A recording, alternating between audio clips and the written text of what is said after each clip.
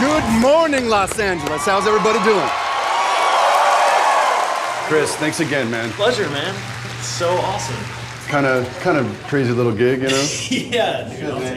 What's the quickest way to the lobby from here? Just straight down that way. Thanks, man.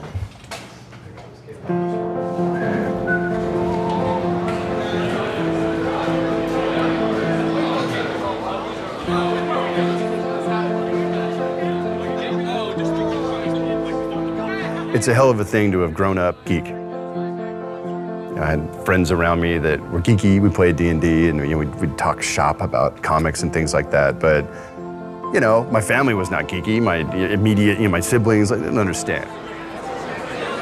Sweet, thank you very much. Oh, good, man. Good to meet you. What's your name? Eugene. Good to meet you, man. What'd you think of that? It was awesome. It was great. Yeah, it was kind of kick-ass. Yeah, I love the way like. Being called the rise of geek culture. As a lifelong card-carrying member of that group, I just kind of think everybody else is catching up. But what I do think is great about it is that whatever you're passionate about, you know, whether you're a Star Wars fan or a Star Trek fan or a World of Warcraft fan or a Marvel fan, whatever it is, I think what we've started to see is people celebrating things that they believe in and they're passionate about. Literally tears in my eyes. It felt like it brought us back. I mean, the whole series. That's all I want to hear, man. Especially even the Lords of War thing. I'm just geeked up. I can't wait. Yeah. What was that? Yes. We only rarely ever built games to please ourselves. I wanted to work on World of Warcraft because I wanted to play in a world like World of Warcraft.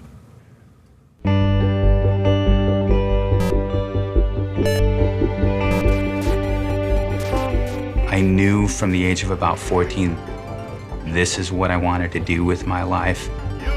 This was back in the day when it took one programmer and you could make a game by yourself. Think of games like Berserk or Asteroids. Really simple. That's kind of where I started.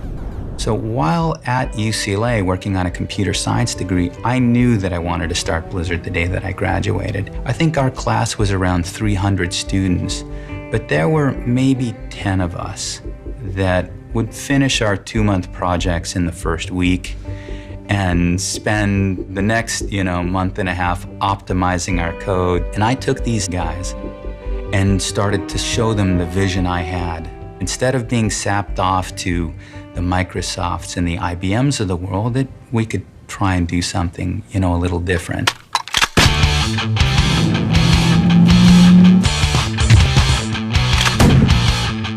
Blizzard has been around for going on 24 years. When we started, a development team could be 2.5 people. The experiences that we deliver to our players today require hundreds, arguably thousands of people. One of the things that Blizzard has always done so well over the years is take types of games that had previously appealed only to a narrow audience and make them accessible to a broader audience. They had done that with real-time strategy games. They had done that with action RPGs. And so that's really their particular genius, and they did that with World of Warcraft, taking a type of game that previously had only appealed to a really narrow audience and making it much broader. We dreamed about bringing Warcraft to life, so instead of being the top-down real-time strategy game, you would actually just be a character running around and battling and teaming up with your friends to fight increasingly difficult bad guys. That was sort of a dream that wasn't really in reach until, until Origin came out with Ultima Online. I remember installing it on my work computer, expecting that I was just going to take a quick look at it. I ended up staying all night long playing Ultima Online and never left my office chair and never slept that night. EverQuest took Ultima Online and extended it to the next level. The game was that much more immersive. You could play it first person.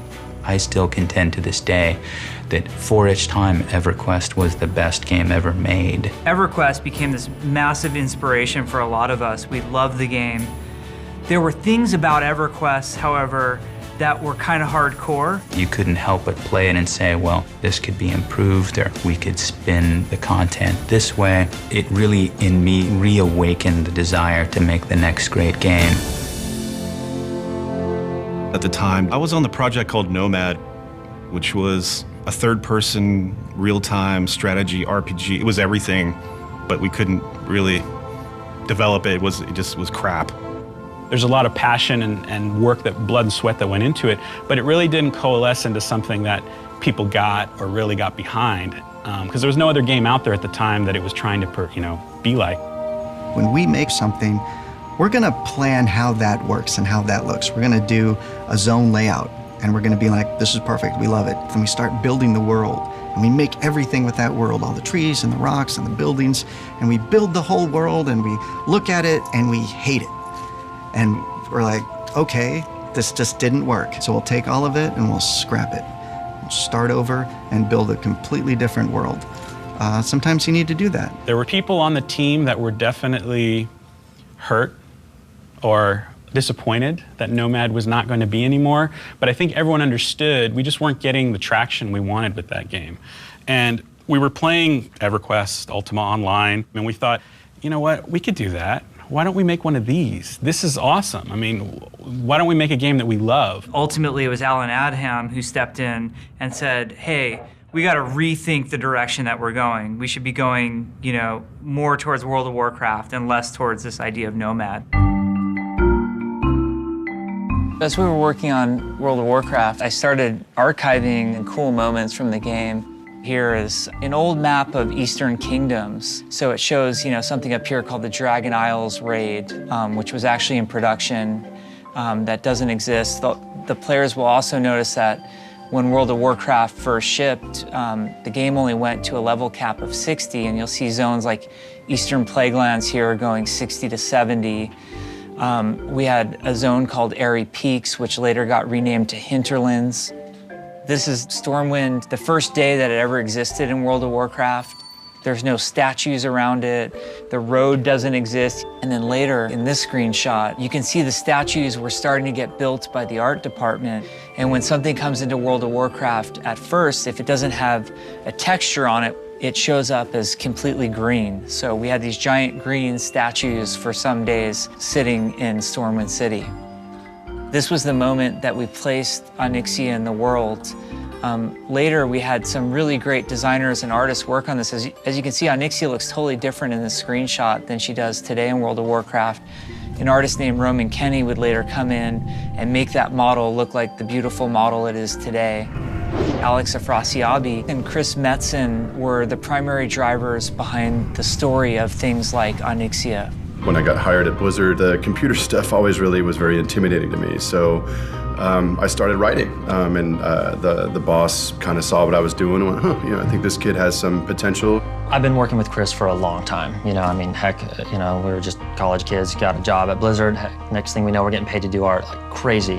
I think that was one of the most exciting times about Blizzard, right? Is a lot of kids coming together, throwing out ideas, not knowing the rules, and just not even know if we're taking a risk. But we were so naive and so hungry, it didn't matter. We'll just chase it. All the artists, we played Warcraft 1 and Warcraft 2, but we had all these questions about the world. So we bugged Chris so much. And he broke out these acrylic paints. We looked at him and we're like, what are you painting? And he painted a map of Azeroth on the wall. And it was just his way of saying, guys, this is the map of the world. He just did it. The mythological underpinnings of that world, it wasn't just about bits and bytes and wireframes. It started with words and ideas and feelings and people. I never in a million years dreamed that we'd build the bones of a world and hills and trees and rivers. I don't think anybody had any idea, really, how many people or how much time it was going to take to make World of Warcraft. People started to realize, okay, if we're really going to hit these goals, we're going to have to add more people. So the team started to grow. By the time I came on board, the team was about 60 people, which at the time seemed big, right? At the time I was thinking, 60 people, that's a really large team. I was coming from Ultima Online where we had about a 30-person team. We realized our estimate of doing 500 quests just isn't going to cut it. We're going to have to do like 5 times that for this game to be awesome. We wanted to get everything into the game. There were many nights where many of us would be here 2 a.m., 3 a.m., 4 a.m. The longest we'd ever taken on a game was Warcraft 3, which I want to say was 3 years. The World of Warcraft took about 5 years by the time it went out the door. The weeks and months were going by like they were hours. I remember at the time it seemed impossible that we would actually be able to launch the game in a state that felt complete by the end of 2004. The 11th hour before the game shipped, we were getting in massive pieces of content like the Onyxia raid. We made Molten Core in 1 week, and the whole time, as we were even delivering on those pieces of content, we're thinking, this isn't enough, this isn't enough. So it was a really sort of terrifying experience. We were tired. We were kind of beat up. It had been a long, long stretch of highway. But we were playing it, and we were testing it, and we were looking at each other in the eye going, it's super fun. We're super in. No one knew what it was going to do, but there was a sense that this is really fun. Hopefully people are really going to like it. Hopefully we'll sell a few. At the time World of Warcraft came out, the Lord of the Rings movies had also just come out and had really taken the first big step in bringing fantasy back into the cultural mainstream. You also had the Harry Potter movies, also starting around the same time.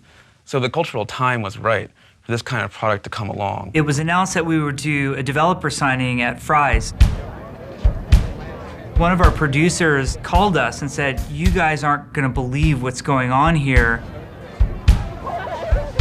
We got off the freeway and there were police everywhere. There were crowds of people walking down the street. It looked like Mardi Gras. And then I thought, did we somehow mistakenly do this on the same night that someone was having a big event? And as we got closer and kind of turned the corner, I realized, no, actually, this is our thing.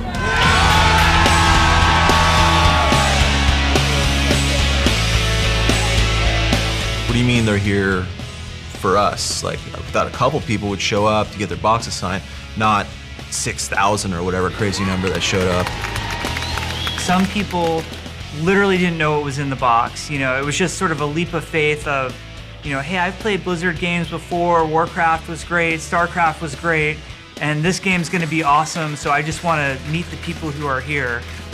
It was the most amazing experience.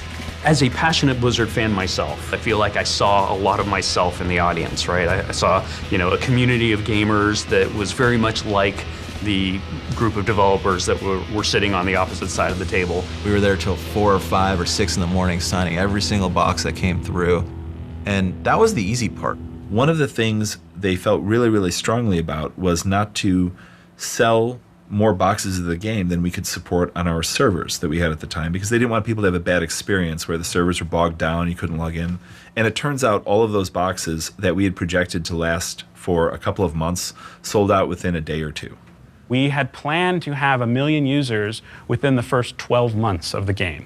We had those first 1 million users within like 3 or 4 months. So all of the equipment and servers that we had planned to deploy, we had meticulously planned every month we're going to deploy this many and this many. We basically deployed them all. We just said, put them all up in the first 2-3 months. Day one, we were actually shouting for correct numbers because the numbers that were coming in were so large that we thought that they were incorrect numbers and that the monitoring that we had in place was bogus. There was actually a time before WoW launched that we thought that we could probably get away with supporting World of Warcraft with 12 to 20 employees total.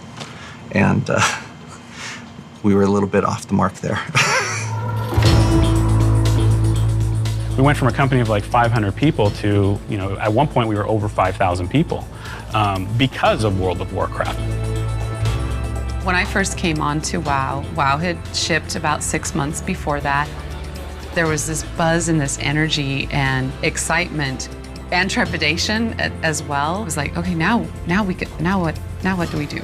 It was truly amazing as how big a success it became. I think that caught everyone off guard. I mean, we all thought, okay, you know, hey, this thing could get 1 million players here. You know, I mean, this is really special. But when it went up to 5, 6, 8, 9, 10 million worldwide, it was just unbelievable. We live at a really interesting crossroads right now, where the games industry has grown so fast and so huge, but Warcraft, I think, is the daddy of them all. Come on, we have to finish the quest in Stonehaven. Stan? Stan? Hang on, guys, my dad wants something. Stan! What? You've been on your computer all weekend. Shouldn't you go out and socialize with your friends? I am socializing, Artard. I'm logged on to an MMORPG with people from all over the world and getting XP with my party using TeamSpeak. I'm not an artard. This role-playing game, out in 2004, returns to the world of Azeroth, where heroes like Leroy Jenkins do battle. Let's do this. Leroy Jenkins! Oh my God, he just ran in. You could actually say that the Leroy Jenkins situation was one of the first great internet memes of any kind, and actually became a verb. Leroy means to rush headlong into a situation of extreme danger with no regard to the potential consequences. Stick to the plan. Oh gee, Leroy, you were just stupid as hell. At least I have chicken. Once you start hitting in the pop culture and for it to resonate with this many people, that's where you can say, wow, we've done something pretty amazing here. I chose to race orc, and I chose them because they're big and strong. Dwarves, all about, the power, just go straight for it. Rogue Blood Elf. Because first of all, it's Horde, and I relate more to being a misfit who's misunderstood. Paladin was kind of the guy who was a lot of times saving the day, fighting for God and country. I could relate to that. I've always wanted to live in this fantasy world. I've always wanted to be a hero. I play a warrior because I just want to wield a big sword and be the guy leading the charge. I love gnomes. I think they're the technological core of the Alliance. I had a bunch of friends and they were all nervous. They said, we need someone to take axes to the face. I said, what the hell, man? I'll do it. That's who I am. Why else would you be anything but orc? They're beautiful. Being a warrior is about just fighting with everything that you have. It's not World of Peacecraft. It's World of Warcraft, baby. I played a human priest. She may just be a character, but she brought me out of my shell. I was like, okay, what is the least amount of clothes I can wear in this game? So I obviously became a Blood Elf Paladin. The reason I picked Undead is because I wanted the ugliest race. I have a little 90s shaman, and its name is Dyslexic. I named it Dyslexic because I myself am dyslexic, so dyslexic I have to wear 2 different colored shoes to tell my left and rights. I've been playing human paladins since I was 12 years old, and I don't see any reason to change that up now. Justice ain't gonna dispense itself. I've always been drawn to elves. There's something about elves that I just really like, and the Blood Elves in particular have this fascinating story because they're survivors. And when I started playing, I had just suffered a terrible accident. Every doctor that I met said that I should either be dead or paralyzed. So I had a neck brace on, and I was banished to life in a couch.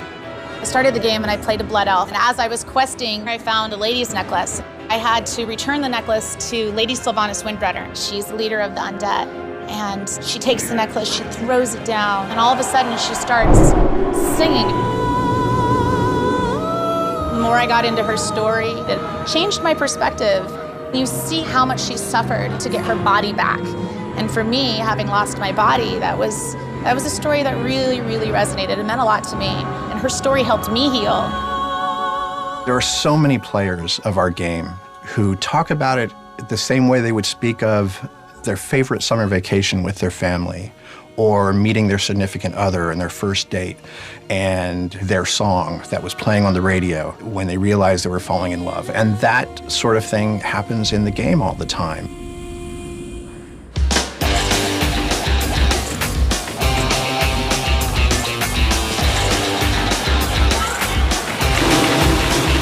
I had one of those moments, I think everybody had one of those moments like, oh, now we've made it. And that was BlizzCon. We put the announcement for BlizzCon into the World of Warcraft launcher, and it sold out within like a day.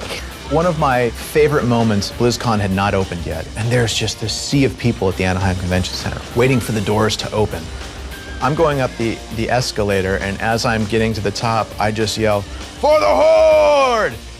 And the whole audience lights up, "For the Horde! For the Horde!" You hear, "For the Alliance! For the Alliance! Go for the..." And they just start, raging on each other. How cool is that? It's overwhelming and humbling to us when we go to these events like BlizzCon. Doing it is as important for us as it is for the players, and it recharges all of the Blizzard team members' geek batteries. Seeing all of these people here just to see World of Warcraft and realizing this is something special. Link auction houses in every major city. This is these people's lives. I mean, some of these people came from all over the country, all over the world to come together to meet some of these players that they've met in the game. It was just a blast. And we've been doing it almost every year since. You do have a fan base that is not only dedicated to this world, but they're passionate about it, they're opinionated about it. Falstad Wildhammer was going to be on the Council of Three Hammers, but it's not in the game at all. What happened to him? Isn't Falstad dead? From Day of the Dragon? He survived, and in fact, he was the leader of Airy Peak and Vanilla WoW through Wrath of the Lich King. Right, of course. Right. Yeah, Alex, what's up with that? Thanks for pointing that out. We're gonna get that fixed. Thank you. You bet. Blizzard has taken the time to really speak to their players. They have people on the ground. I get feedback from hundreds of players who are oftentimes in my guild and say, hey, this doesn't work here. Oh, if you go to this section here. And we're pretty sure that's invaluable for Blizzard because we're able to say, hey, as a unified front, this is great, this needs some work. WoW fans don't mess around. I mean, they take World of Warcraft seriously. We always say there's kind of two main characters of World of Warcraft. There's the player and the world. WoW just has that loving community that's always there to support you, always there to help. The one thing that keeps me playing and keeps me coming back would have to be the people that I've met there. It's just an awesome place to belong. My youngest son was diagnosed with leukemia, and the community helped us get through it, so thank you. My mom's actually handicapped. She has MS. It was a really awesome way for my mom to feel like she could get out and really experience the world. As a veteran, for myself, it gives me a second home. I made tons of friends to the game. I've made many different friends, speaking of which. What's up, dude? How are you? I know you're on camera. I'm in costume. You know the South Park episode of World of Warcraft?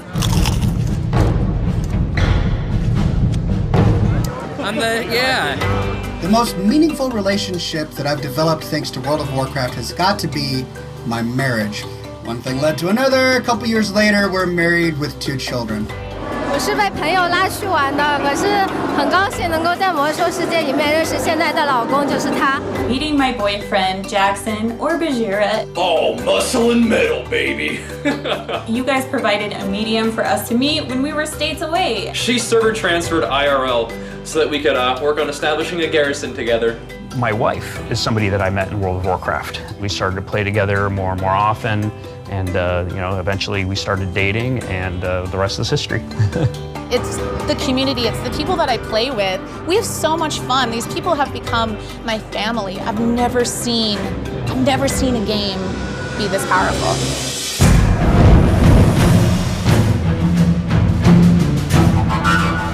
It's funny, you don't realize your limitations when you don't know. And that was really one of those moments where I just had no idea what I was getting myself into.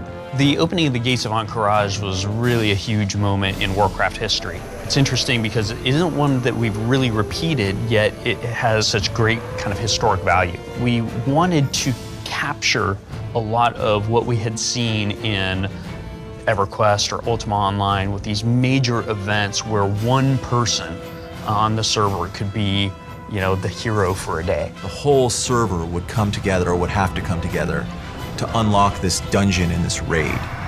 The door was this crazy door that twisted and rotated, and these roots would kind of untangle and it would open. And I had a sense where I said, this is only ever going to happen one time, ever, per server. And I thought that was pretty damn cool. We just didn't realize how many people would actually show up to this thing. I expected people to show up. I didn't expect everyone to show up. Turns out that you should totally be talking to your server engineers when you have a plan like this. Focusing all of that in one area turned out to be not a good idea, especially all at once, because at that point we had CPUs max, we had databases max out. It is an event that actually a lot of players kind of look back to and say, this was really, really cool, but it was very, very stupid. Every single server converged upon Silithus, which is the zone that Encourage was in, and proceeded to basically repeatedly crash the entire world server over and over and over again until people just said, I can't even remain awake anymore, I gotta go. And when finally it came down below enough of a threshold, they were able to actually open it. But it was something that we ended up learning from and actively avoid going forward. This is one of our US data centers. We have 17 worldwide, and this is where we host World of Warcraft. All of the data for your characters, the world that you interact in, is all contained in the data centers.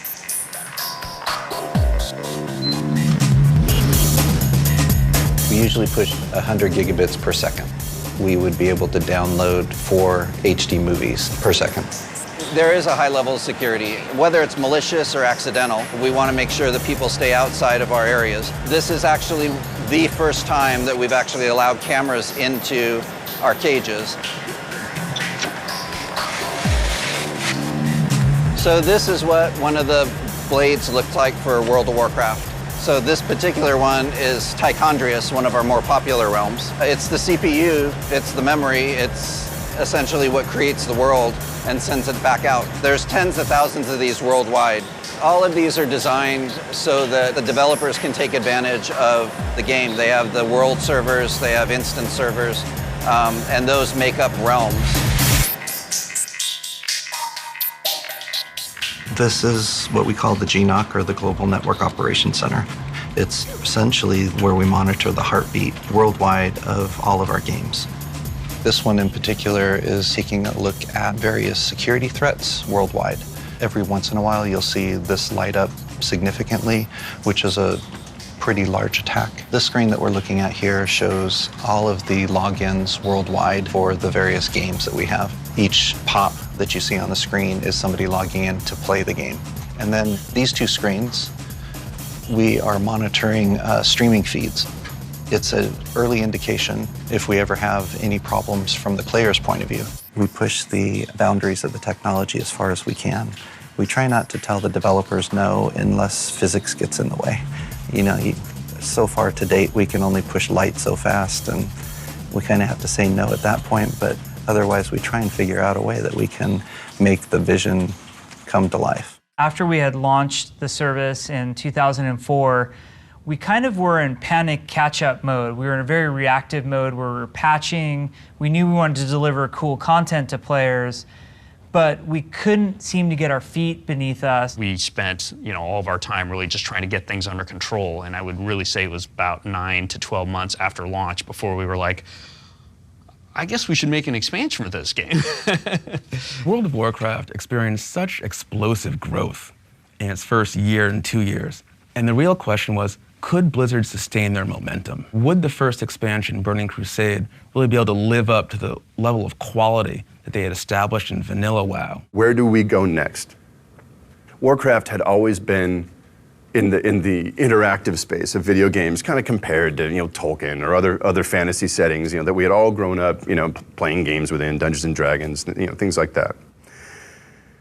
And man, I had a fire in my gut, desperately wanting to prove that we were not old hat, that we were not the same old thing, that our world could stand up and take you to places that you would not expect. We developed this story whereby the player walks through this ancient portal and is transported into this broken, shattered world. It was definitely not the same old thing. And it was funny at the time, kind of walking the team through this idea, especially the artists, and they're all just going, what the hell, The guys at Blizzard were so awesome to archive a lot of this for me, so now it's not all bent up in a drawer. Here are some images that were sort of the firsts. This is a picture of a paladin I had drawn for some friend's card game that never got used. And we ended up using this in Warcraft as our paladin Uther. Notice his eyes are covered, he's blind, but he's carrying the Book of Honor and Virtue. Well, we didn't want a blind paladin because he's supposed to run around with a warhammer, right? So we took the mask off of the paladin, and what I did was I put it on this character here, who was my inspiration for Illidan. And this was the very first Illidan picture that was done back in 2000. He had carved out his eyes to have the demonics, sense the demons. He used demonic energy against the demons. This was back when Illidan was somewhat of a good guy.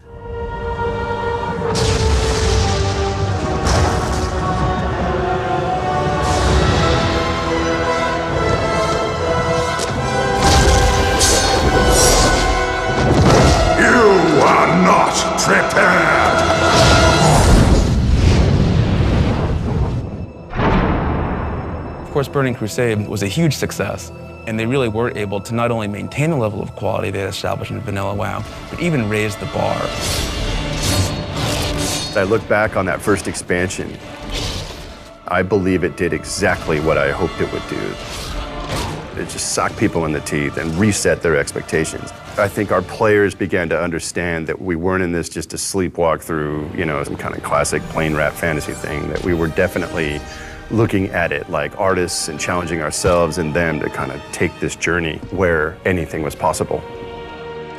In the years around Burning Crusade, this is when you really started to see the adoption in Asia and in Europe that made World of Warcraft not just an American phenomenon, but a global phenomenon.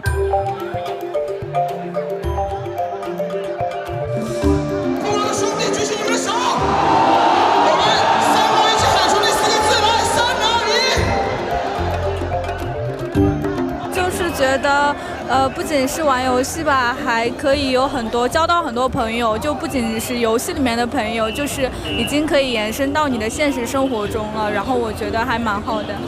The beautiful thing about a game like World of Warcraft is that it crosses cultures very well. In China, for example, internet cafes are so popular. It's always been a one-child policy. Kids, they don't have siblings, so then they need to go to a place where they can get that social interaction. It's an experience. You sit down and you play games with your friends, and everybody's, screaming and playing. 为了部落，为了联盟，为了部落。我们联盟是高贵的，所以为了联盟。It's really a social experience. 魔兽世界 ，yeah! I'm not sure that we necessarily realized we would have the global reach that we ended up with. When we released the game in Europe, we created a market that people said didn't exist because it blew up 10 times. I really like hardcore raiding. I played Druid, didn't fit me, Paladin, perfect. I made a guild and I'm still in contact with loads of them. There were loads of people from across the UK and Europe. At the end of the day, the beauty of a game like World of Warcraft is that you are connecting everyone together, so you are kind of diminishing, the cultural differences between the different people. That became the fascinating lesson to us, was how similar players were regardless of where they were globally. Once they were living in the world of Azeroth, they were just sort of citizens of Warcraft. The most memorable moment I've had playing World of Warcraft came when I was playing a Gnome Warlock. I was headed into Ironforge for the very first time. The first time I ever went through the gates of Orgrimmar. I was walking up the path, guarded by dwarves on either side, entering this massive doorway that was carved into the side of a mountain. As soon as I walked through those gates and the drums kicked in and the music changed and I saw an entire city to explore, I knew I was hooked. Nagrand. It's just rolling hills and you can look off into the distance, and then this giant elephant just walked right past me, and it was the way they make it feel like a real world that is my favorite thing about World of Warcraft. Watching the sunrise, any sunrise, and the reason for that is something that we did differently. We have a real-time clock. We call it time is time. Time is part of a person's sense of immersion. It's subtle but important. In Northrend, there's an area where the Forsaken buildings are. It's in this kind of snowy, moody area, and the light is really, really nice at around 5 p.m. The only time you see a sunrise in World of Warcraft is if you're up during sunrise. So they're rare and unique and beautiful. My most memorable time playing this game had to have been in BC when I was a rogue and got server first dual warglaives. Those were good times. Man, it's good being a nerd, isn't it? We decided to have a hot tub party in one of the moon wells in Duskwood. The moment at the Wrathgate where you pick up Bolvar's shield. I almost shed a tear because after picking up the shield and everybody else saluted. I go on the forums and I make a post saying, "We are raiding Heroic Halion on Monday, October 11th. If you have work, call out sick. If you have plans, cancel them." And that night, we killed him. My God, the nerd screams were amazing. Probably my most memorable moment in game had to have been our first takedown of the Lich King. My son, the day you were born The very forests of Lordaeron whispered the name Arthas. Defeating Arthas, aka the Lich King. Arthas, I think? It's just legendary. To see him go down was like nothing I've experienced in a video game. I remember screaming and yelling with my friends on Skype so loud that the neighbors started banging on the walls. Finally getting him down was the kind of euphoric excitement and celebration that, I mean, it's happened so rarely in my real life. Trying to figure out what the next thing for after Burning Crusade was going to be was an interesting process. We knew that we were going to fight the Lich King. We knew we wanted to make the Lich King a much more prominent figure in our storytelling. We wanted to have 2 zones that players funneled into for Alliance and Horde, not just the one go through the dark portal kind of moment. And then we wanted to have skiing. We're gonna have all this snow. We're gonna have all these mountains. Skiing, that's gonna be a feature. We still do not have skiing in World of Warcraft, but that was an idea at one point. I think one of the things that Blizzard did in Wrath of the Lich King that they hadn't done before was really take their storytelling to another level, including in-game cinematics like the Wrathgate sequence that really brought the players into the story in a way they hadn't before. Blizzard has actually been on the forefront of game cinematics pretty much as long as they've existed. Blizzard cinematics did inspire me greatly from my very, very young child days, which they hate when I say that here because I'm about 13 years younger than most of the guys who were doing this at that time. So I was like, oh yeah, Warcraft 2, I loved playing that when I was 13. And they just all go, ah! Seeing the fan art and the way people respond to the game that we've created and how it inspires them towards their own creative outlets is inspiring to us. I remember the first time after the game had been out for a few weeks or a few months, people were video capturing their footage while playing it and editing it together, creating movies that took the established storyline to the next level. And I think that was really interesting that this game, this entertainment experience, turned into sort of a creative medium and an outlet for other people. The first machinima experience that I saw online that totally took me by surprise was Return, done by Taryn Gregory.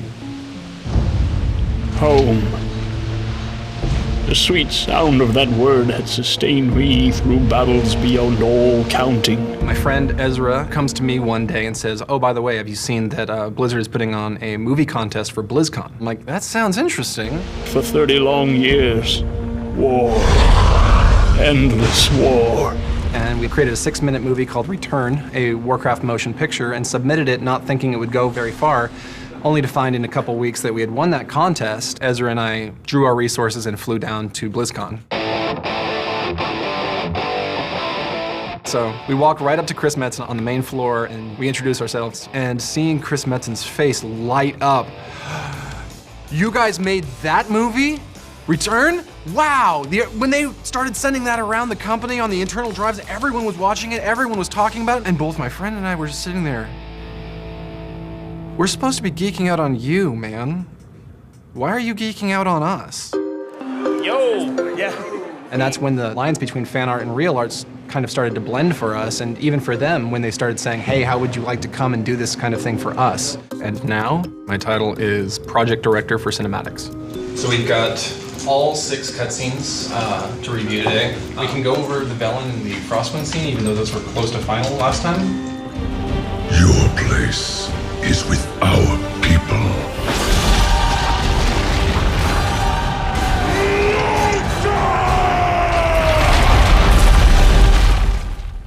Most players may or may not recognize major franchise characters, Thrall and Arthas and King Varian. Depending on the faction that you're on, you may or may not have ever interacted with those, very popular characters. But the one thing that unites all players is the land. The world itself is probably the key character. My favorite WoW zone has got to be Nagran. It was my favorite zone ever. So many things to kill, 12 of this, 10 of that, 8 of that.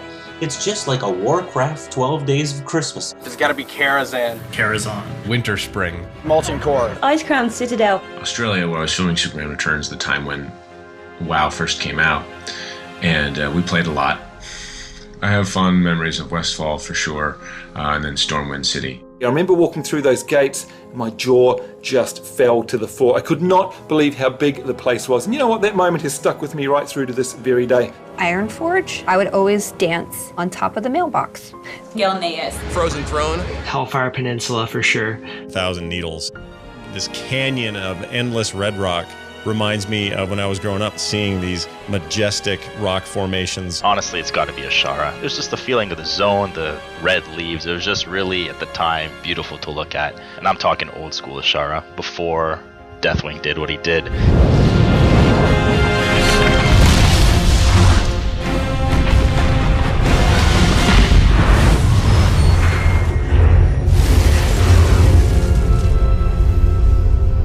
The craziest thing about this franchise is that the world itself is probably the most key character. I mean, that's crazy, right?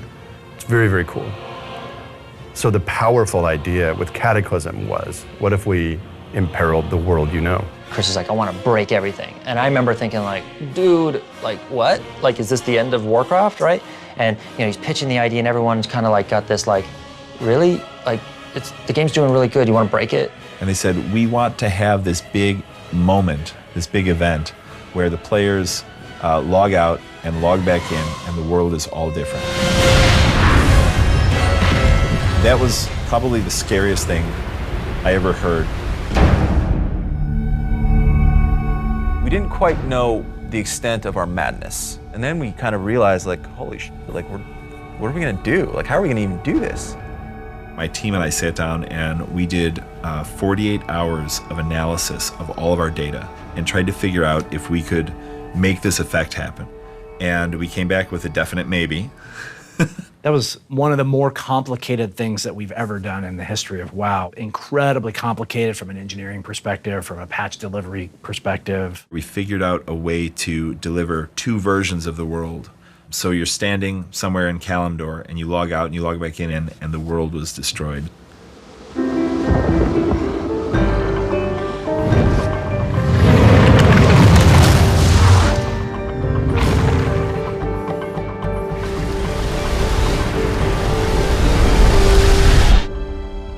Even though it's now covered in water in a very different place than it used to be, I'll never forget my first time in there. Players seem to really become so invested in the time that they've spent and what it means to them and the friendships they've made. It was interesting to watch the emotional waves of people engaging with the content, but really it's always that way. All of these expansion sets, all of these games. I think with any product like this, both the creators and the players mature and grow together. And you see that in the kinds of stories that they like to tell to one another. When he was 3 years old, I put him on WoW and he played an undead, remember that? Yeah, I got to level, I think 10 or 11. And his favorite part was making the campfire, remember that? Yeah, I don't remember how to make the campfire. We have to go back and figure it out. What's your favorite part, Connor, about playing the Warlock? Summoning demons. That's good, that's what I need to teach my son. Our whole family plays, except for my 5-year-old daughter. We haven't let her summon demons yet. We're waiting on that. So, thanks so much, guys. We might do that tomorrow. Tomorrow. I think with Mists of Pandaria, they were taking a slightly different approach where it wasn't just about defeating one big bad guy, it was about really exploring a whole new culture. The Asian themes, very different. The storytelling was much more philosophical. Why do we fight? For my kind, the true question is, what is worth fighting for?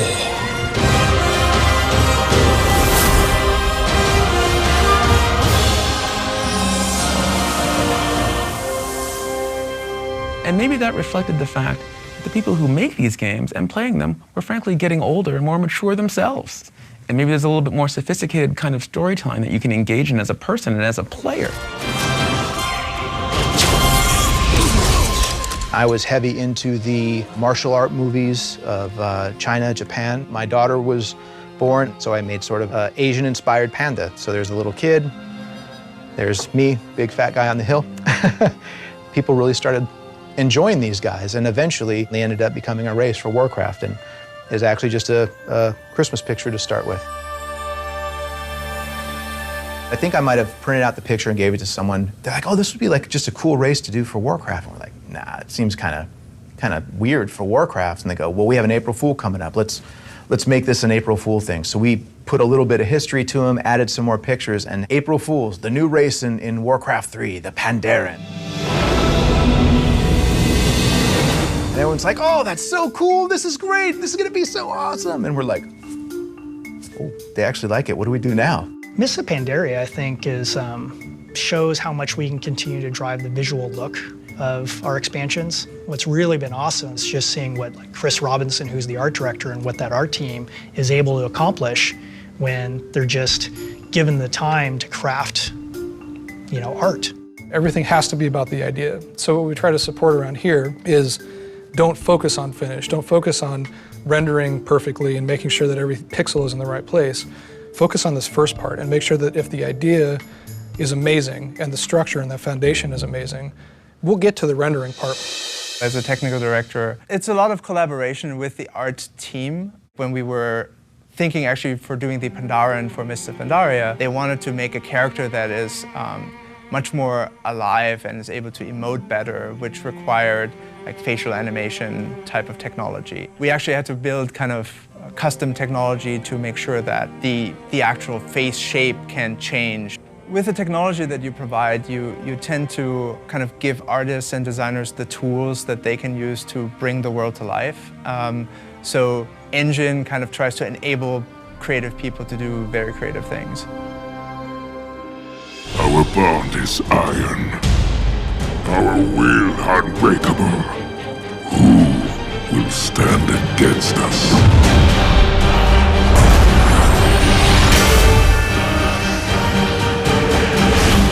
Every new expansion, we are trying to push our storyline forward. We're trying to offer new types of gameplay experiences that you've never been able to have before.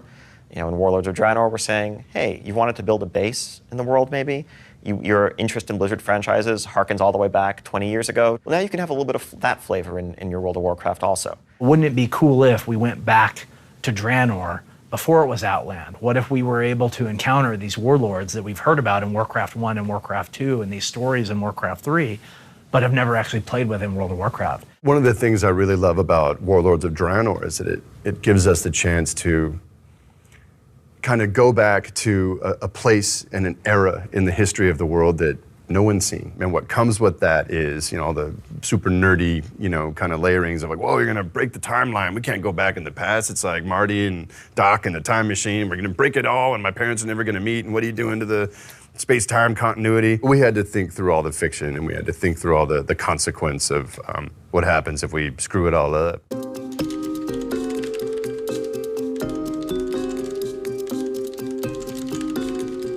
So today's the day that we open up our first couple of raid bosses for testing on the beta servers. One thing that I think is really a hallmark of World of Warcraft betas is that really players are getting a chance to be invited into the creative process and to see things while they're not really finished. Well, Midwinter has 10 people here, so that's enough to test. For something like what we're doing right now, where we have a brand new expansion, Warlords of Draenor, it's a closed beta test where we send out waves of invites. The two designers that are up at bat today are Jason, who made the Butcher fight that's in Highmall, and Candace, who worked on Gruul in Blackrock Foundry. Is this pretty much what you're expecting in terms of their positioning? And the first step is we put a raid boss up for testing, but we also open a thread for feedback. It's just too much for 3, I think. Yeah, I guess we'll see. We actually often err on the side of making things a little bit harder, because when something is tuned to be more difficult than we ultimately want it to be, we can then at least see how far people make it. When something's too easy, they just go in and win, and we don't know how much harder we need to make it to actually get it to the right place. Remind me what the mechanic is? I thought you want your range to soak it because your melee are usually soaking his other thing that has the stack. Exactly. Okay. So they're just doing it wrong. Yeah. Basically. Okay. Like he knocks everybody away, so they're just running back in. Here they go. $5 that wiped to overwhelming blows again. Everyone seems to be wiping to overwhelming blows. Oh, and tanks down. That took 6 seconds. Well, you're supposed to split the damage from that ability, and I don't think they know that yet. We get to watch a fraction of players that are actually testing the encounter with our own eyes. But then we get to read what hundreds, if not thousands, of people are saying about it and sharing their experiences, what they found frustrating, what they found hard to read, hard to interpret. Jason, there's actually some genuine feedback post with a couple of links on the US forum. Okay. If you go look at the EU feedback thread, you'll see some things, but not necessarily feedback. Usually the consensus from the feedback is pretty accurate and really serves well to inform us in the overall direction of the fight. We use that to craft and to tailor the experience and to improve it in a way that's going to make for a better experience for them when the game goes live. On our ends, like raid testing continues, started mythic testing this week. The big thing I'm working on personally is fixing our dungeon tuning. We've kind of left it for a while. Like our dungeons, I know, are ridiculously too hard across the board. Our normals had been about where heroics should be, and heroics were about where challenge should be, and challenge was probably literally impossible. Basically, I feel like game designers are deviant psychologists. Like, we're trying to manipulate your emotions and motivate you to do things, but not for some higher calling, just so you have a good time and have fun. We also just made a change for bonus roll tokens, which you guys should be aware of. If you do gold, you can do gold for 500 gold the first time. But then you can also, once you do that once, it escalates and you can do this, you can get a second one for 1,000 gold or a third one for 2,000 gold. We're just moving back to gold, which is the original universal currency. Like it's this currency that you get from doing anything in the game. We're and concerned so about inflation, yeah. No. People often ask us, well, did you hire an economist to figure this out for you? And we really didn't. I mean, what we did is we kind of said that, well, if there's stuff that people want and a currency that has value because it has guaranteed value because of what you can buy from the game with it, and that currency is tradable, we'll have an economy. And sure enough, it kind of works like that. I just can't help but think of it as a giant equation or this panel of knobs and dials, and you just turn one a little bit and it has this butterfly effect throughout the entire world, and you could screw up an entire economy for a virtual economy for millions of people. It's a complicated task. That's why I work on the art team. This has been a huge expansion, just physically in terms of the amount of world space that kind of exists. It's huge in terms of the garrison's feature and the amount of technology that has kind of had to be invented in order to kind of deliver that. Which one are you going to show? Well, I've got a few layouts that we could take a look at. Here are our large plots. Here's our medium plots. We've been getting a lot of feedback that a lot of these garrison layouts are pretty sprawling, so we might be cutting back on some of that stuff as well. Yeah. The designers came to us with the idea to create these garrisons, both human alliance and horde orc garrisons. And the designers, came to us with the pitch that, look, we already have all these things that we can reuse, so we won't be as much of a impact. And what would you say, Rhett? How many buildings have we done? 120 buildings later. As soon as you come in your front gate, we want you to really resonate with this. We want to integrate the garrison into the questing experience. We want to make it a part of the story. We want it to be important. We want it to matter. We're trying to create a world that feels different than what you kind of see in everyday life. It is handcrafted, and I think that's what helps make WoW so special. I am so proud of Warlords of Draenor. The game looks amazing. It's so polished. You look at vanilla, you're like, oh, I wish I could just redo all of that stuff because of all the things we've learned, all of the techniques we can now do that we couldn't do then, That's the part I really like, is the pushing. Keep pushing the tech, keep pushing the look. The people who make World of Warcraft pour so much of themselves into the game. They're trying to create games that they want to play. Even though we've grown, the thing that's always remained is that feeling of tribe and that feeling of creative, crackling energy. I've done this work my whole, adult life. And what an impossible blessing it has been. I was 19 when I walked in the door. It's family. I've basically known those guys since they were kids. Their personalities remain unchanged through all of it because they haven't let their egos get out ahead of them. We want to create amazing artwork or content or music or stories or quests, and to think that this game affected people is awesome and humbling. Give a round of applause, even if you're in the Alliance! We earnestly believe we're making something special. I don't think we'll ever stop pushing the boundaries of what we want to do and what we think is cool. Freaking cool. As long as people play it, we always want to support this game. We never see a horizon. There's really not a precedent that we can look to I think that we're charting new territory. There's no end to the experience. That's kind of one of the beautiful things about it. The players have never really ever finished playing World of Warcraft. The phenomenon that people probably wanted to be a part of J.R.R. Tolkien's universe found themselves able to experience it in World of Warcraft. That, I think, is going to pervade through the world as far as, like, I don't just want to watch it anymore. I want to be a part of it. I want to have impact. All the ideas and the love and everything that we had to give it, we gave it, and it was all about, will they like it? Will they come and play with us?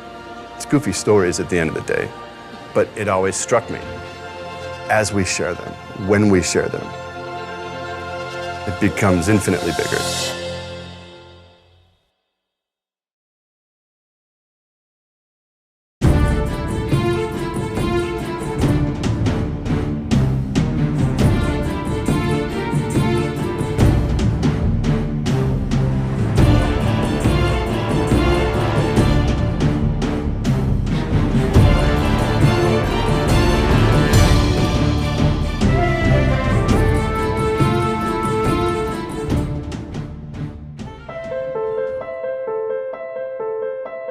Hi, I'm Christopher Guest. I'm the dad, Tom Guest's dad. I'm Tom Guest. My favorite part about rolling a Warlock is that you can probably one-shot someone with your Chaos Bolt, even if you're in PvP. Tom is the real player in the family, although my wife, Jamie Lee Curtis, has played. I'm not really a player because I can't get the whole up, down, left, right part, you know, where you're moving people. I need people to, like, stop and freeze before I kill them. But I'm a big supporter. I think it's a great game. I'm really a proud mom of a WoW player. Go Horde.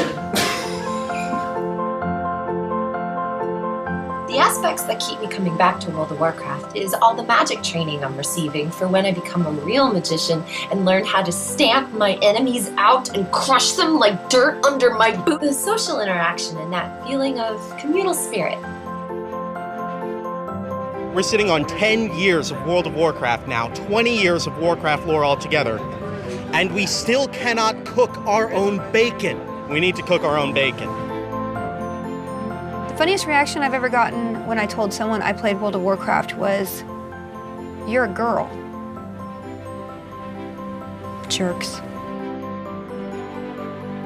I'm here working late a lot, and my wife, I miss her, and so I take a little time out, and I have my Tauren, and she has hers, and I just meet her by a lake at sunset, and we'll just go fishing and watch the sunset. And like, to me, like, that feels like we're there, you know, like for a few minutes, I can share that moment with her. The one thing I really want to see in World of Warcraft is a unicorn. I don't care if it doesn't exist in Azeroth right now, but come on, we need unicorns with like flying rainbow tails. Think of Nyan Cat. We need like Nyan Corn, right? Right? The things on my wish list for World of Warcraft's content updates would be to explore the continent in southern Draenor where the ogres are native to. You have dragons, you have everything else, but you have no unicorns. You need unicorns! To see the islands in the Great Sea like Zandalar and Kultiris. Unicorns. Murderous unicorns, flying unicorns, unicorns I can ride. Or to revisit Azjol Nerub, as it wasn't really explored that well in Wrath of the Lich King. I do have to admit that I have a secret, kind of shameful wish for WoW's future. Unicorns. Lots and lots of unicorns. In the outside world, I am a simple geologist. But in here, I am Falcorn, defender of the Alliance. I've braved the Fargo Deep Mine, defeated the Bloodfish at Jared's Landing.